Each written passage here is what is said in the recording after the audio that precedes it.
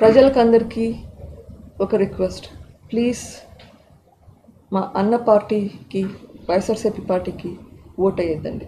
ఇంత వంచన చేసిన పార్టీ, మోసం చేసిన పార్టీ, తన అనుకునే వాళ్ళకి మాత్రమే హెల్ప్ చేసి అందరికీ హెల్ప్ చేయకుండా ఉండే వాళ్ళకి ప్లీజ్ ఓట్ అయ్యకండి. మా నాన్న తులసి మొక్క కానీ 2019 తర్వాత ఆ తులసి మొక్కకి పురుగులు పట్టినాయి. మన మొక్క అయినా అంత పురుగుని పక్కన పెట్టేస్తాం కాబట్టి ఈ ప్రాంతానికి మోడల్ నియోజకవర్గానికి కొన్ని సీటు పుళ్ళు వెంటాడి ఈ ప్రాంతాన్ని, రాజకీయాన్ని కూడా మార్చే ముత్యాల నాయుడు కొడుకు 2 పార్టీలు తిరగలే. నా పేరు డాక్టర్ గౌతమ్. నేను ఇప్పుడు సిట్టింగ్ ఎమ్మెల్యే అండ్ మినిస్టర్ అయిన అంబటి రాంబాబు నుండి. అది నా దురదృష్టం, ఎవరు ఏం చేయలేరు. బట్ ఈ వీడియో చేయాలా లేదా అని నేను చాలాసార్లు ఆలోచించి చేయటం నా బాధ్యత అని అనుకున్న తర్వాత నేను ఈ వీడియో చేస్తున్నాను. అంబటి రాంబాబు అంత నీచుడు, నికృష్టుడు, దరిద్రుడు, శవాల మీద పేలాలు ఏరుకునే రకాన్ని నేను నా జీవితంలో చూడలేదు. రోజు పొద్దున్నే దండం పెట్టుకునేటప్పుడు ఇంతటి నీచుడిని ఇంకొకసారి నా లైఫ్లో ఇంట్రడ్యూస్ చేయకు స్వామి అని ఎప్పుడు కోరుకుంటూ దండం పెట్టుకుంటుంటా. అంత భయంకరమైన వ్యక్తి.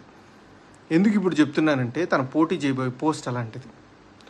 ఏ పోస్ట్కి అయితే మంచితనం, మానవతా విలువలు, కనీసం బాధ్యత ఉండాలో వీటిల్లో అందరికీ 100% అందరికీ అన్నీ ఉండక్కర్లేదు.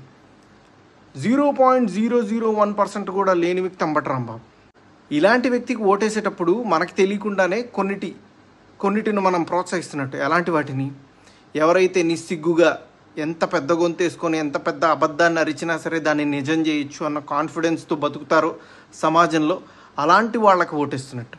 ఎంత లేకి పని అయినా చేసి చాలా హుందాగా బతకచ్చు సమాజంలో అని అనుకునే వాళ్ళకి ఓటేస్తున్నట్టు.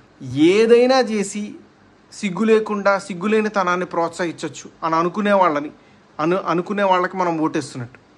ఇలాంటి వాళ్ళకి ఓటేస్తే ఇవే సమాజం యొక్క తలరాతలాగా మారి రేపు సమాజం కూడా ఇలానే తయారవుతుంది. దీన్ని ప్రజలు గమనించి సరైన ఓటుతో, సరైన బాధ్యతతో ఓటేసి సరిగ్గా నాయకుడిని ఎంచుకుంటారని ఆశిస్తూ. అందరికీ నమస్కారం. నేను క్రాంతి బార్లపూడి, ముద్రగడ పద్మనాభం గారి అమ్మాయిని. పిఠాపురంలో పవన్ కళ్యాణ్ గారిని ఓడించడానికి వైసీపీ నాయకులు ఎన్ని చేయాలో అని చేస్తున్నారు. మా నాన్నగారిని కేవలం పవన్ కళ్యాణ్ గారిని తిట్టడం కోసమే జగన్మోహన్ రెడ్డి గారు వాడుతున్నారు. ఈ ఎన్నికల తర్వాత ఆయనను ఎటు కాకుండా వదిలేయడం పక్కా.